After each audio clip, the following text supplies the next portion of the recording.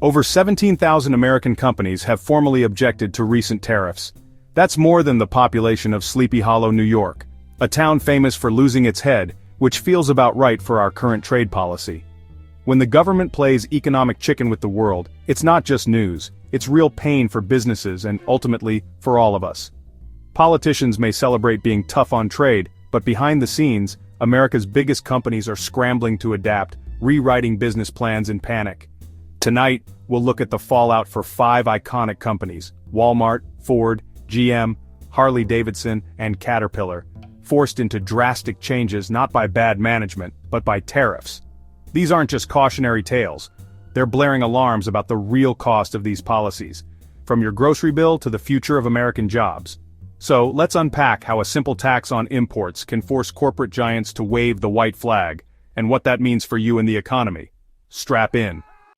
Let's start with Walmart, the king of low prices. Their entire empire is built on one promise: keep costs down. So when tariffs hit hundreds of billions in Chinese goods where Walmart gets much of its stock, their business model was under siege. Walmart didn't stay quiet. In a letter to the U.S. Trade Representative, they warned tariffs mean higher prices for everyone. Cribs, backpacks, shampoo, even dog food, everyday essentials would get pricier. The government was put on notice: back down, or be the reason families have to choose between a birthday bike and pet food. Walmart's supply chain, a global marvel, was thrown into chaos. Suddenly they had to scramble for new suppliers and renegotiate contracts, all while trying to keep shelves stocked. Executives spoke of mitigation strategies, corporate code for "we're freaking out." Shifting suppliers isn't easy or cheap.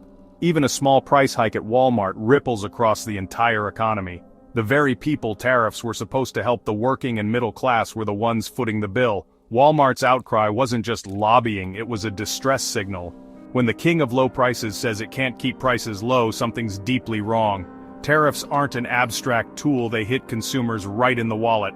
Walmart's struggle was a preview of the economic pain millions of Americans would soon feel, all thanks to a trade war just getting started. The American dream, suddenly, a lot more expensive, and that's just the first act. Now let's shift gears to Ford, the soul of American manufacturing. Tariffs on steel and aluminum hit Ford where it hurts the core of every F-150, Mustang, and Explorer. Ford's CEO went public: tariffs had already cost the company $1 billion in profit. That's not a rounding error, it's a knockout punch. The fallout? Ford scrapped its profit forecast and launched an $11 billion restructuring, slashing jobs across the board. The irony: a policy meant to protect American jobs was helping eliminate them at an American icon. Tariffs also killed the Ford Focus Active, a car planned for import from China. The math didn't work, so Ford just canceled it. Poof, gone. Years of planning, erased by a sudden tax. How do you plan for the future when the rules change overnight? Ford's global production network was thrown into chaos. Tariffs didn't just hit US-made cars, they disrupted the entire web of parts and vehicles moving between countries. A targeted policy became a cluster bomb, causing collateral damage everywhere. The result: a weakened American icon forced to slash jobs, cancel products, and admit it was flying blind. Built Ford tough now meant surviving the government's economic storm. The casualties of this trade war? Far beyond the intended targets. If Ford took a direct hit, General Motors suffered death by 1,000 cuts and 1,000 question marks. GM suspended its earnings guidance, citing wild swings in commodity prices and trade unpredictability. The message: we can't forecast our business because the rules keep changing. The result? Major projects put on hold. New vehicles, factory upgrades, tech investments, all shelved. In the auto industry, waiting is a death sentence. GM closed several North American plants, including the iconic Lordstown assembly, and laid off thousands. Tariffs were the anchor dragging them under. Their supply chain, a global web, was thrown into chaos. Tariffs hit not just steel, but transmissions, electronics, and more. GM scrambled for exemptions, most denied, and tried to resource parts, adding cost and complexity. You can't just make everything in America overnight. Disrupting efficient systems means chaos, delays, and higher costs. GM's public statements became a tightrope: don't anger Washington, but explain to investors why profits are vanishing. The real weapon in this trade war? Uncertainty. It paralyzed investment and planning. For GM, the road ahead, once paved with innovation, was now shrouded in fog and financial pain. Now, from four wheels to two, Harley-Davidson, the symbol of American freedom.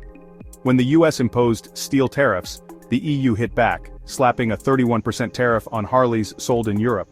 Harley faced a brutal choice: eat $100 million in costs, or pass it to customers and lose sales. Instead, they moved production for European bikes to Thailand, dodging tariffs but igniting a political firestorm. The backlash was fierce. Accused of being unpatriotic, Harley was caught between US tariffs and EU retaliation. The result? Less work for US factories, more growth overseas. The policy meant to protect American manufacturing pushed jobs abroad. Even building bikes in Thailand wasn't easy.